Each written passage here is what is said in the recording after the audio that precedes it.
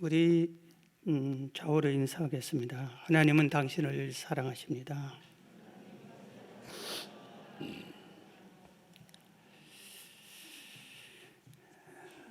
오늘 말씀의 제목이 어리석은 사람입니다. 우리 세상에 사람을 둘로 구분하면은 하나는 지혜로운 사람, 어리석은 사람으로 구별할 수 있습니다. 다른 말로 표현하면은 슬기로운 자와 미련한 자 이렇게 구별할 수 있습니다. 자신이 미련하고 어리석으면서도 나는 지혜롭다, 나는 바르게 산다 이렇게 착각하는 성도들이 참 많습니다. 성경은 어리석은 자를 누구라고 말하는지 오늘 성경을 통해서 어리석은 사람에 대해서 내가 혹시 어리석은 자가 아닌가 성경을 통해서 살펴봐야 합니다. 지금 위기가 있고 세계적으로 기후적으로 전쟁 문제, 경제 문제, 질병 문제 여러 가지 어려운 일이 많이 있는데 이럴 때 우리가 지혜롭게 생활을 해야지 어리석은 행동을 해서는 아니 될 것이다 이렇게 생각이 듭니다. 오늘 어리석은 사람에 대해서 성경에서 제일 먼저 강력하게 얘기한 게 오늘 본문입니다. 오늘 본문 시편 14편 1절부터 다시 읽어드립니다. 어리석은 자는 그의 마음에 이르기를 하나님이 없다 하는도다. 그들은 부패하고 그 행실이 가증하니 선을 행하는 자가 없도다. 여호와께서 하늘에서 인생을 굽어 살피사 지각이 있어 하나님을 찾는 자가 있는가 보려 하신즉 다 치우쳐 함께 더러운 자가 되고 선을 행하는 자가 없으니 하나도 없도다. 죄악을 행하는 자는 다 무지하나 그들이 떡 먹듯이 내 백성을 먹으면서 여호와를 부르지 아니하는도다. 그렇게 말씀하고 있습니다. 이 세상에서 가장 어리석은 자는 하나님이 천지를 창조하신 이 창조 세계에서 자기가 살면서 그리고 자기도 하나님이 이 땅에 창조해 내보낸 피조물인데도 불구하고 하나님이 없다, 신이 없다 이렇게 생각하는 사람들입니다. 여러분 우리가 이렇게 주변을 들려보면은 이 모든 것이 그 어느 것 하나 누가 만들었지 저절로 생긴 것이 하나도 없습니다. 여러분 우리가 사는 이 지구, 해와 달과 별 이 모든 것 저절로 생겼다고 생각합니까? 하나님이 창조하셨다고 성경은 말하고 있습니다. 하나님이 창조하셨습니다. 그런데 우리는 하나님이 창조한 이 세상에 살면서 하나님은 없다 이런 식으로 하면서 살고 있습니다. 다윗은 하나님을 만난 사람입니다. 일찍이 어려서부터 하나님을 만났습니다. 그는 베들레헴 작은 마을의 목동이었는데 양을 칠 때도 하나님이 함께해 주셨어요. 그래서 양들이 사나운 짐승들이 양을 해치려 오면은 그 어린 자기가 가서 그 짐승을 절대로 해칠 수 없습니다. 그런데 하나님이 살아계신 하나님이 함께해서 그들을 물리칩니다. 어느 날 형들이 블레셋과 전쟁하는 전쟁터에 가 있습니다. 이때 아버지의 심부름으로 전쟁터에 가보니까 블레셋의 장수 골리앗이 막 하나님을 모욕하고 이스라엘 백성을 아주 무시합니다. 그런데 아무도 싸우러 가지 않습니다. 이때 다윗이 내가 가서 싸우겠습니다. 이때 사울왕이 아서라 지금은 장정들도 아무도 나가 싸우지 못하는데 어린 네가 가서 가면 죽는다. 가지 말라. 그럴 때 다윗이 주저하지 않고 왕이요 하나님이 살아계십니다. 그리고 그 살아계신 하나님이 나와 함께합니다. 그리고 내가 양을 칠 때 하나님이 나와 함께 주셨습니다 하면서 이런 말을 합니다. 사무엘상 17장 37절에 보면 또 다윗이 이르되 여호와께서 나를 사자의 발톱과 곰의 발톱에서 건져내셨은즉 나를 이 블레셋 사람의 손에서도 건져내시리이다. 사울이 다윗에게 이르되 가라, 여호와께서 너와 함께 계시기를 원하노라. 다윗이, 어린 다윗이 하나님이 나와 함께합니다. 하나님 살아계십니다. 어린 내가 곰 사자 발톱에서 우리 양을 지켜낼 때 하나님이 도와주었습니다. 하나님이 도와주십니다. 저 골리앗 하나님이 도와주면 이깁니다. 하도 졸라대니까 사울 왕이 가라, 하나님 너와 함께 하기를 원한다 하고 이렇게 보내는 내용입니다. 다윗은 자기의 전생에서 좋은 일을 만났을 때 기쁘고 즐겁고 성공하고 왕이 되고 장군이 되고 왕의 사위가 되고 그런 일 때만 하나님이 함께한다고 하지 않았습니다. 다윗은 사울 왕의 추격을 쫓아서 도망 다닐 때, 적국의 나라에 숨어들어서 그 왕에게 붙잡힐 때 험한 그 도망자 생활을 10년이 넘게 하면서, 또는 때로는 아들이 반역을 할 때, 이런 정말 힘든 고비고비를 당할 때도 하나님을 부인하지 않았습니다. 하나님은 살아계신다, 하나님이 나와 함께한다 하는 이 믿음을 가졌습니다. 오늘 우리에게 우리의 신앙이 하나님을 믿으니까 오늘 또 예배하러 왔는데, 정말 하나님이 살아계심을 믿고 사는 사람은 지혜로운 사람이지만 하나님이 있을까? 하나님은 없어. 이런 사람은 어리석은 사람이라 이겁니다. 러시아에 대문호가 두 사람입니다. 있다고 그러죠. 그 중에 한 사람이 도스토옙스키라는 아주 유명한 작가가 있습니다. 이 사람은 출발이 아주 불행했습니다. 어린 나이에 자기 어머님이 결핵으로 사망합니다. 아버지가 농민들을 아주 학대했다고 하는 누명을 쓰고 농민들이 아버지를 죽여버립니다. 그런데 자기가 18살 때 아주 민감한 이 청소년의 시절에 그 현장을 목격합니다. 너무 분통이 터지고 억울하고 해서 쓰러집니다. 그리고 간질병이 옵니다. 그리고 평생 병을 이렇게 몸이 허약해집니다. 그는 이 모든 사람이 배신감이 들고 모든 것이 싫었어요. 학교 가면 학생들이 다 아주 왕따를 시켰습니다. 학교 가기가 싫었고 공부도 하기도 싫었습니다. 그의 삶은 어디 가서나 버림받는 것 같은 그런 삶을 살았습니다. 청년 때에 그가 사회주의에 심취합니다. 그리고 그 사회주의의 비밀 조직에 가담을 했습니다. 그러다가 그게 들통이 나서 러시아의 황제 특공대가 와서 그들을 다 사형시킵니다. 그래서 자기도 28살 때인데 그때 총살 당하는 바로 그날인데 갑자기 이 러시아 장병 하나가 말을 타고 오더니 멈추시오 하더니 사형시키지 말고 시베리아로 유배를 보내라고 합니다.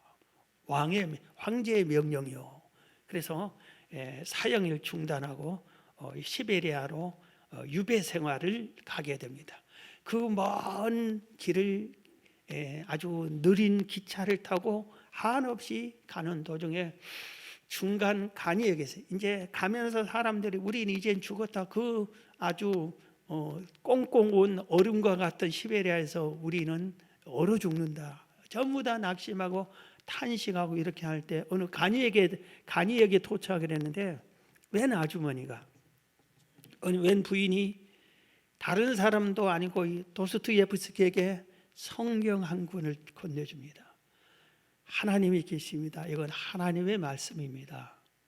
하나님 믿고 의지하자. 하나님 의지하세요 하고 성경을 줍니다.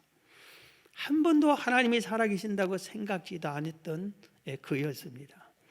그런데 그 시베리아에 도착해서 모든 그 흉악범들과 함께 아주 그 꽁꽁 땅을 파고 거기서 노동을 죽도록 하는 도중에 짬짬이 빈틈에 성경을 읽었습니다. 뭐 다른 책도 없고 그랬기 때문에 그랬겠지만 더 성경을 읽다 보니까 나중에 성경을 읽는 이에게 하나님이 찾아오셨어요. 그리고 하나님을 만나게 됩니다. 그리고 하나님의 음성을 듣게 됩니다. 새 사람이 됐습니다. 수감 생활 4년 후에 고향으로 내려와서 그 수용소 생활을 기록한 책을 쓰는데, 죽음의 집이라고 하는 이 책을 쓰는데 그게 널리 알려지고 전 세계적으로 알려진 죄와 벌, 그 다음에 까라마조 부가의 형제들, 이건 영화로까지 나온 이런 글 소설들을 이가 씁니다. 그가 한 말이 있어요.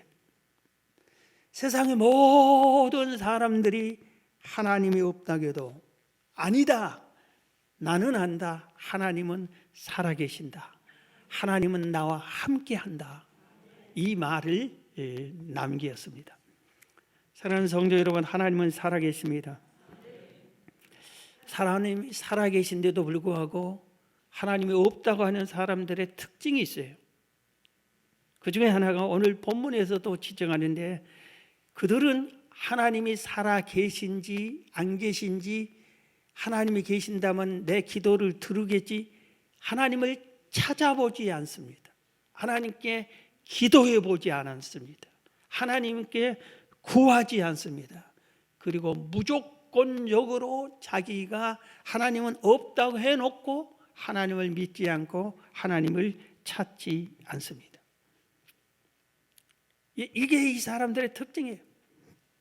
예레미야 시대에 이스라엘 백성들이 조상 대대로 섬겼던 하나님을 버립니다. 그리고 나라가 멸망당하기 직전입니다. 이럴 때 예레미야가 통곡을 하면서 하나님께 하나님의 말씀을 받아서 외칩니다. 그런데 그들은 듣지 않습니다. 하나님께서 예레미야 선지자 입을 통해서 이렇게 말합니다.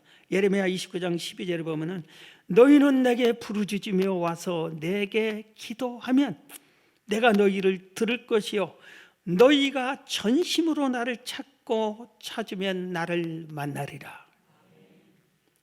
제발 좀 찾아라. 나를 찾아라. 전심으로 마음을 다해서 한번 찾아라. 그러면 너희들 만나줄게. 이렇게 하고 있지만 이스라엘 백성들은 하나님을 그 시대에 찾지 않습니다. 결국은 하나님의 뜻에, 하나님에 의해서 나라가 무너지고 마는 것을 우리가 성경 통해서 알 수가 있어요. 하나님이 없다고 하는 사람들의 특징 또 하나는 하나님의 말씀인 성경을 읽지 않습니다. 그리고 하나님의 말씀을 듣는 시간에 듣지 않습니다.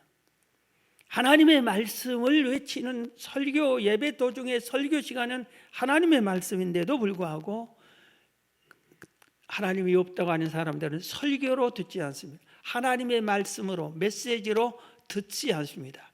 하나의 교양 강좌로 듣습니다.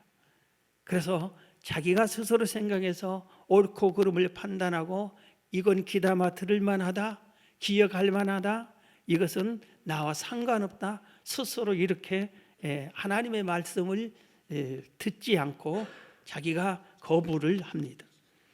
성경은 모든 성경이 다 하나님의 말씀이라고 말하고 있습니다.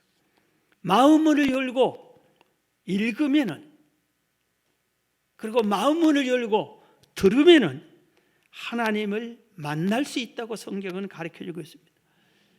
성경 속에서 하나님의 말씀이 역사해서 듣는 자들을 감화시키고 또 우리의 삶을 인도하고 우리에게 가르침을, 교훈을 주고 있는데, 이 말씀을 거부하는 것이 이들의 특징입니다. 믿음은 하나님의 말씀을 들을 때 생겨난다고, 제발 좀 마음을 놓고 삼가 들어라 성경은 말하지만 잘 듣지 않습니다. 우리나라에 수많은 절이 있습니다. 이 절 중에 아주 유명한 절이 몇 군데 있어요. 그 중에 하나가 부산에서 가장 큰 범어사라고 하는 절이 있습니다. 거기 가면은 지하철역이 범어사역 할 정도로 큰 절이 있습니다. 여기에 젊고 미래가 촉망되는 유능한 젊은 스님 한 사람이 들어왔습니다. 김명식이라는 스님. 그래서 모두들 장차 우리 불교계를 이끌어가라 그러면서 기대하는 이 젊은 스님이었습니다.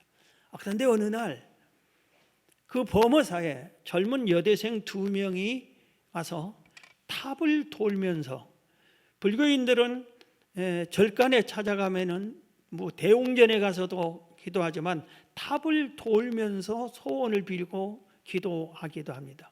그런데 탑을 돌면서 기도는 하지 않고 자기 둘이 하는 얘기를 이 스님이 들으세요.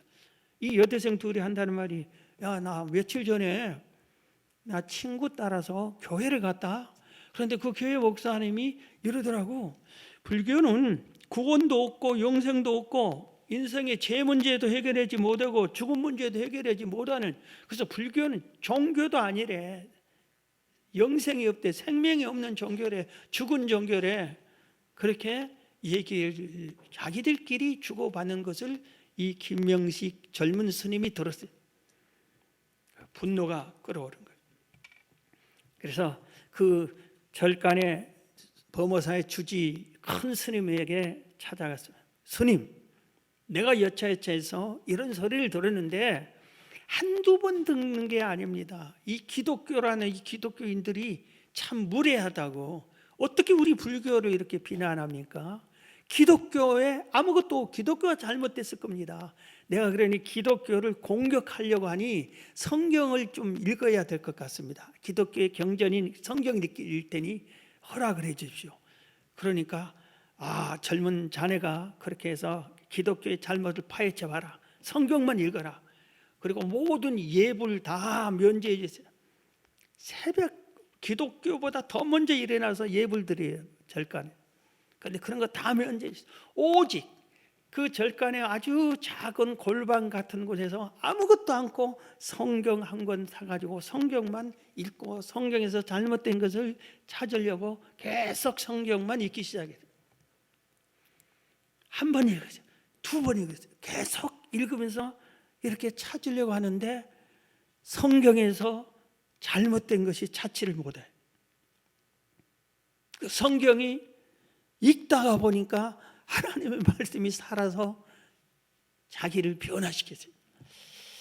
불교 잡지, 큰 잡지사에서 김명식 스님이 기독교를 파헤치는 성경을 읽기 시작했다는 소문을 듣고 기독교의 잘못된 점을 그동안 읽었으니까 한번 글을 써 연재해 달라고 부탁을 하는데 제대로 써지지가 않아요. 무려 성경을 70번이나 읽었어요. 여러분 70번 읽어보셨어요? 이 스님이 70번을 읽고 나서 스님에게, 모든 사람들에게 예수님이 구주입니다. 기독교의 생명이 있습니다. 불교는 허상입니다. 그렇게 얘기하고 거기서 쫓겨났어요.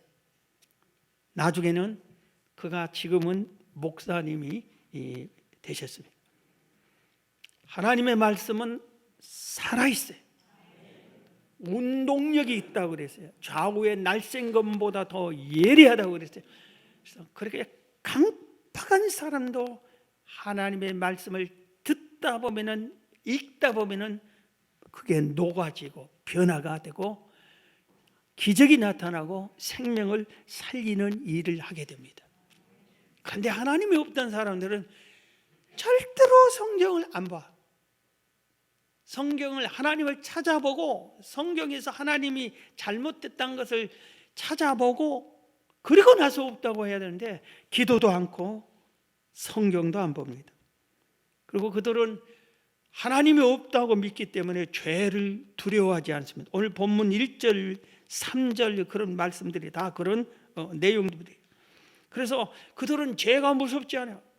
그리고 죄 지으면은 양심의 가책이라도 받는데 양심의 가책도 받지 않고 오히려 죄를 지으면은, 죄를 짓고 성취감을 느끼고 기뻐합니다. 그리고 그들의 특징 한 가지 더 말씀드리면, 소극적으로는 기독교에 전혀 관심을 갖지 않고 적극적으로는 오히려 교회를 핍박하고 비난하고 하나님을 믿는 것을 방해하는 일을 하게 됩니다. 다시 말씀드립니다. 하나님은 살아 계십니다. 우리가 살고 있는 이 세상을 하나님이 창조하셨어요. 하나님의 말씀 마음문을 열고 좀 읽어보시고 하나님을 찾고 찾으셔서 만나는 여러분 되기를 주의 이름으로 축원합니다. 그 다음에 성경은 어리석은 자를 이렇게 말합니다. 훈계를 거부하는 사람, 특히 부모의 훈계를 거부하는 사람, 부모의 훈계를 업신여기는 사람을 아주 미련한 어리석은 자라고 표현합니다. 잠언 15장 5절을 보면은 아비의 훈계를 업신여기는 자는 미련한 자요 경계를 받는 자는 슬기를 얻는 자니이다.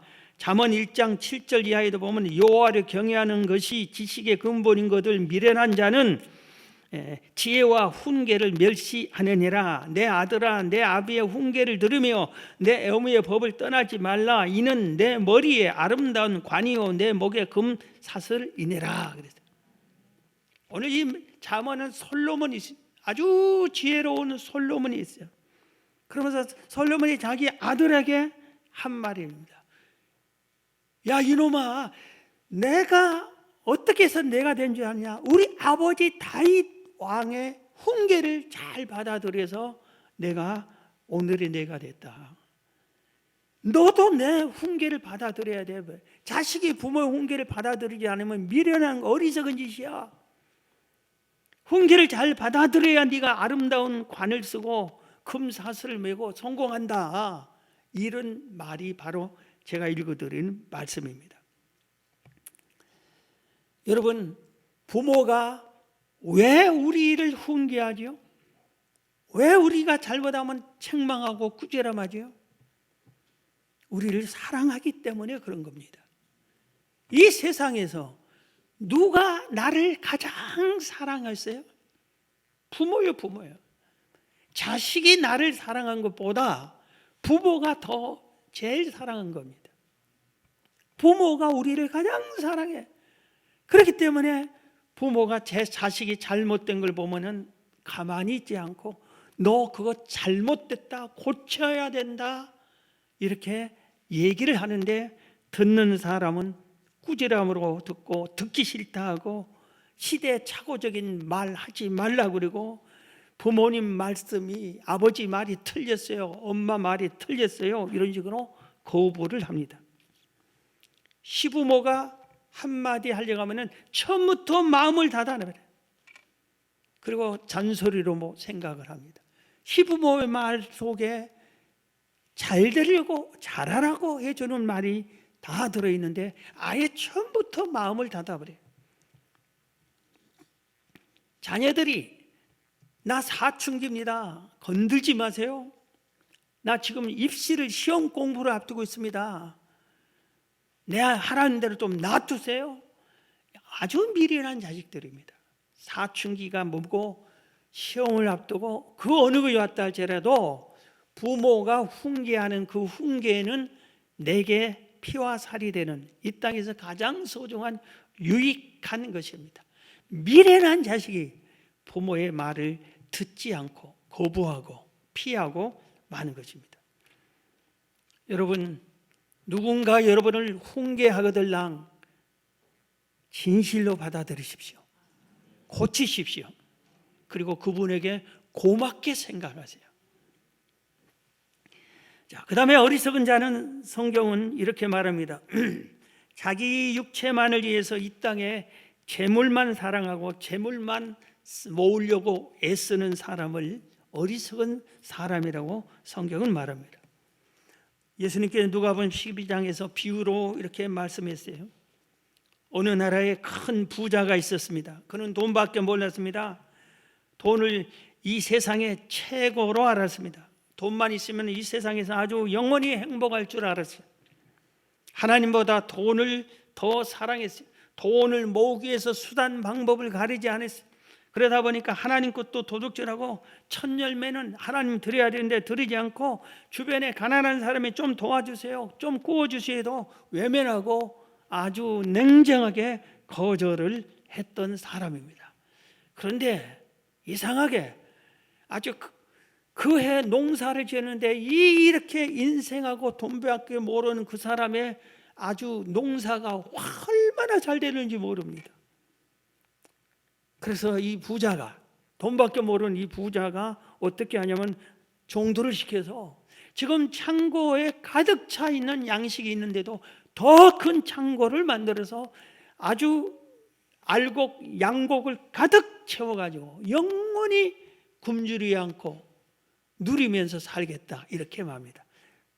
하나님께서 바로 이때 참지 못하고 이렇게 말합니다. 누가복음 12장 19절에 보면 또 내가 내 영혼에게 이르되 영혼아 여러 해 쓸 물건을 많이 쌓아두었으니 평안히 쉬고 먹고 마시고 즐거워하자 하리라 하며 하되 하나님은 이르시되 어리석은 자요, 어리석은 자요, 오늘 밤에 내 영혼을 도로 찾으리니 그러면 내 준비한 것이 누구의 것이 되겠느냐 하셨으니 자기를 위하여 재물을 쌓아두고 하나님께 대하여 부여하지 못한 자가 이와 같으리라 그랬어요.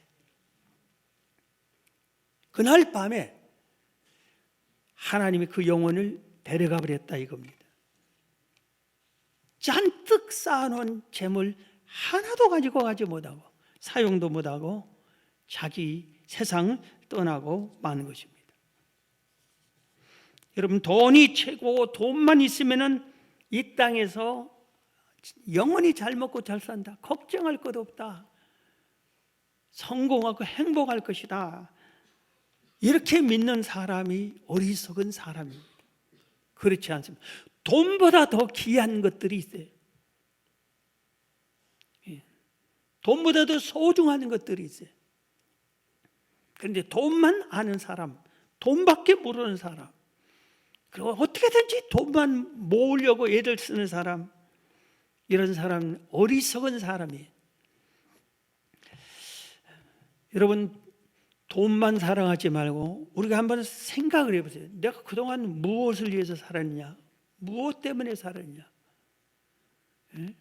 이렇게 살았는데 잘 살았느냐, 우리 스스로 한번 우리 자신들을 살펴봐야 됩니다. 마지막 하나가 가장 중요한 건데, 천국 갈 준비를 못한 사람, 죽음을 준비하지 못한 사람이 어리석은 자입니다. 성경 히브리서 9장 27절에 한 번 죽는 것은 사람에게 정해진 것이요 그 후에는 심판이 있으리니 그랬어요.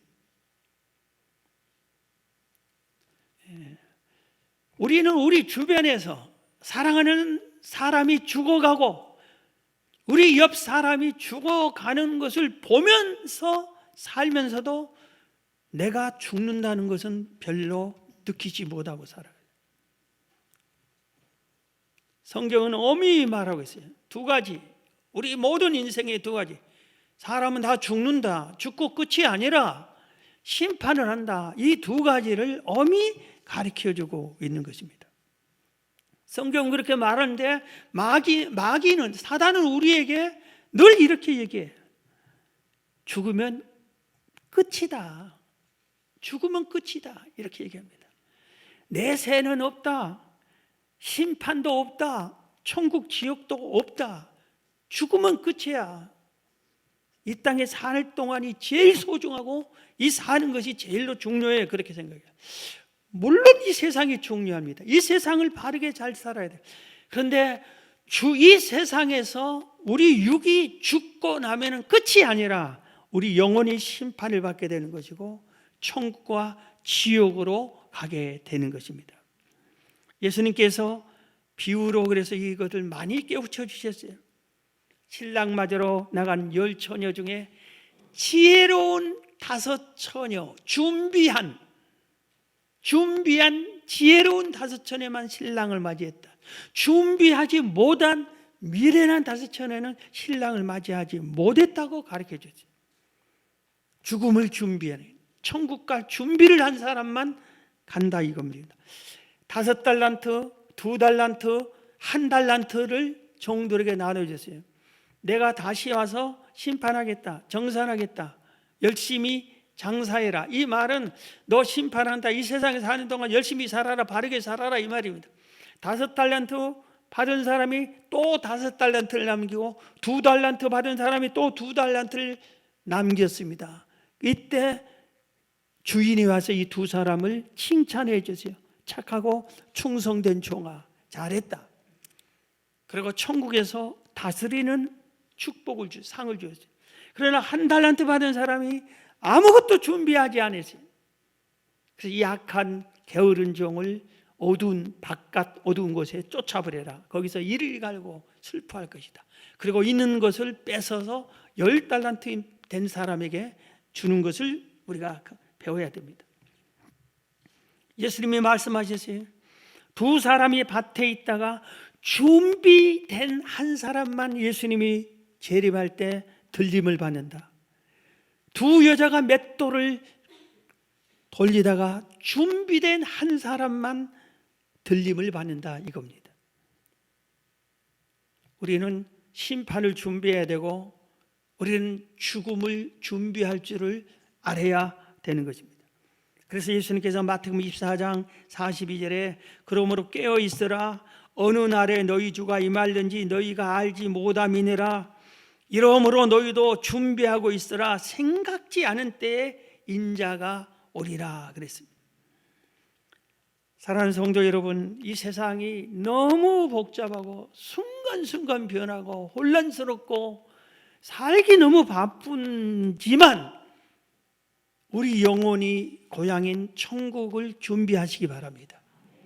하나님 만날 준비를 꼭 하셔야 됩니다. 내가 이 상태에서 하나님 만나면은 어떻게 될까? 늘 생각해. 뉘우칠 건 뉘우치고 회개할 건 회개하고 고칠 건 고치고 준비 안 된 건 준비를 해야 되는 것입니다. 어느 마을에 한 부자가 있었어요. 그는 하나님을 믿지 않았어요. 그런데 하인이 있는데 이 하인은 하나님을 잘 믿었어요. 부자는 이 하인에게 이 미련한 놈아, 무슨 놈은 하나님 있다고 하나님을 믿느냐, 맨날 책망하고, 하나님 믿을 시간이 있으면 일이나 더해 책망했어요. 그리고 자꾸 미련하다고 그랬어요. 그러나 이 하인은 하나님을 믿었어요. 하나님에 대한 신뢰가 굳건했어요. 무슨 핍박이 와도 무슨 조롱 멸시에도 하나님을 계속 믿었습니다. 주인이 어느 날 이 하인을 불러서 이렇게 말했습니다. 이 미련한 놈아, 이 살다가 너보다 더 미련한 어리석은 사람을 만나거든 이 지팡이를 그 사람한테 주어라 하고 지팡이 하나를 주었습니다. 그런데 조금 세월이 지나다 주인이 갑자기 병이 들었어요. 그래서 오늘 내일 죽어갑니다. 이때 이 하인이 주인에게 찾아가, 주인님, 이 세상 모든 사람이 가는 대로 주인님도 곧 가게 되는데, 곧 죽게 되는데 갈 곳은 준비가 됐습니까? 하고 물어보니까 아무것도 준비 못했다. 이때 이 하인이 당신의 영혼이 갈 곳도 준비 못한 당신이 이 세상에서 제일로 미련합니다. 어리석습니다. 이 지팡이는 당신이 가져야 됩니다 하고 도로 지팡이를 주인에게 주었다고 합니다. 사랑하는 성도 여러분, 내가 어리석은가? 아니면 지혜로운가? 하나님이 살아계시는 것을 확실히 믿는가? 훈계를 받아들이는가? 거부하는가? 내가 이 세상에서 돈만 바라보고 사는 사람인가? 나는 죽음을 준비하고 천국 갈 준비를 차곡차곡 하는 사람인가? 여러분, 이 말씀에 비교를 해서 여러분 모두가 어리석은 사람이 아니라 지혜로운 사람이 다 되시기를 주의 이름으로 축원합니다.